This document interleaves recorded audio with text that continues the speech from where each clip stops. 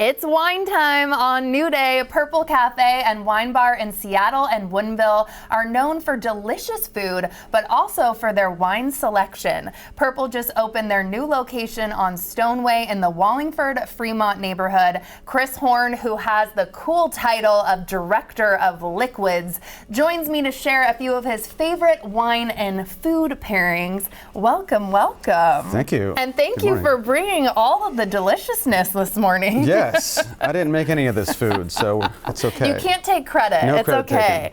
But you brought a few of your favorite wines and paired them with some new menu items that are at the new location, right? I did, and the first thing I want to say about food and wine pairing is that a lot of people don't believe in food and wine pairings because they've been burned by somebody wearing a suit at a restaurant saying this will go perfect with your meal, or they've turned around the back of the bottle and it has this disparate description of goes well with steak, Asian food, and peanut butter cups. So like there's this idea that it's made up in marketing, because it kind of is, because it's not really a food and wine pairing until you put it in your mouth. And since 2006, every food and wine pairing that we've published on our menus have been mouth tested by humans. So it's not just me, there's a lot of people team involved. Okay. And yes, so there's a lot of different taste buds. These aren't guesses. Guesses are the first step. Tasting is the last. So okay, well, we're going to walk me through this, and yes. Our first wine, tell me why you paired it with the Brie. So this pairing has been around for close to 2 decades. Part of the reason for that is this wine is very specific. It is a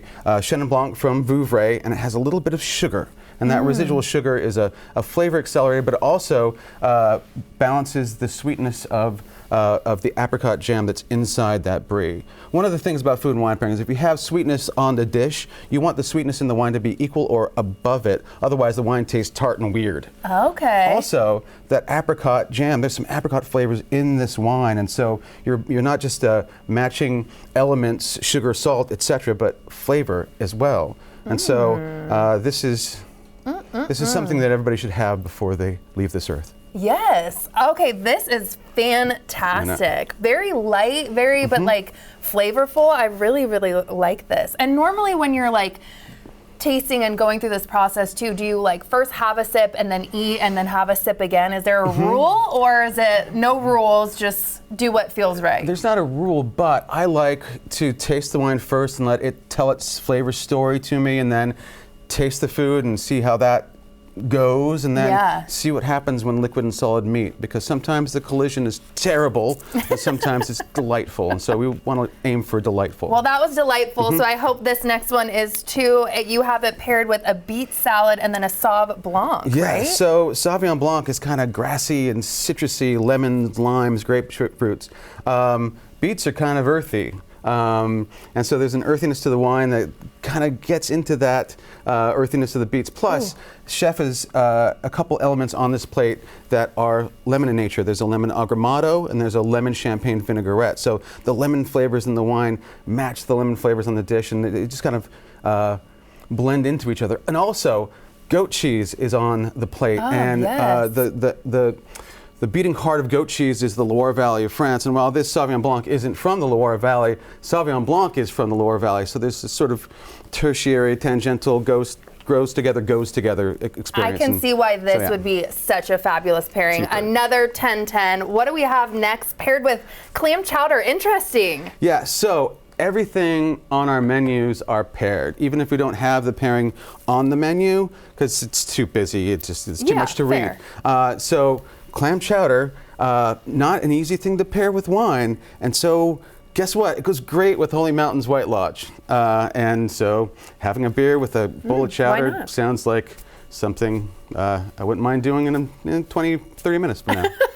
There you go. You'll join me in a bit. Sure. Very delicious. Okay. And then we're moving right along to the entree. Everyone loves a burger, but I wouldn't normally think you could pair it, and you have it paired with a Cabernet. Yes. Well, burgers are basically ground steak, right? There's that cliche about red wine and meat.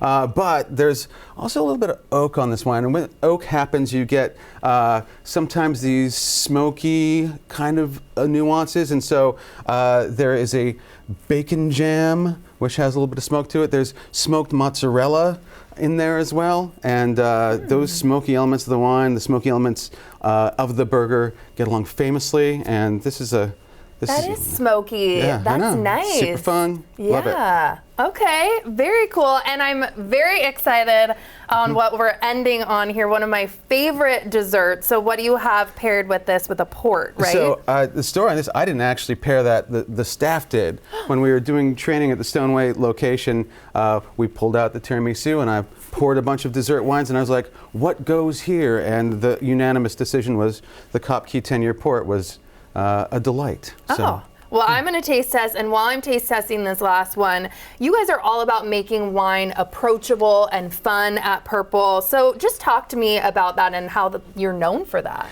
Yeah, I think that the way that wine has been approached for many, many decades is maybe steeped in a little bit of snobbery. We can blame the French and the British for that, but we don't drink wine to not have a good time. And so we start with our wine list. Our wine list is online if you want to read a little bit about the world of wine and our approach to it. I think that's well stated in the wine list, and it's long, so you probably want to look at it before you arrive because you don't want to spend the entire time just reading. That's kind of dull.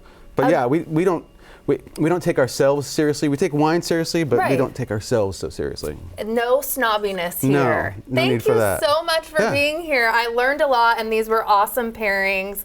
And that was a delicious way, clearly, to end the show. I raise a glass to all of you. Thank you so much for spending time with us today. You can check out our website for more of our content, and you can always send us an email to share your thoughts. Don't forget to enjoy your new day, and we'll, of course, see you next time.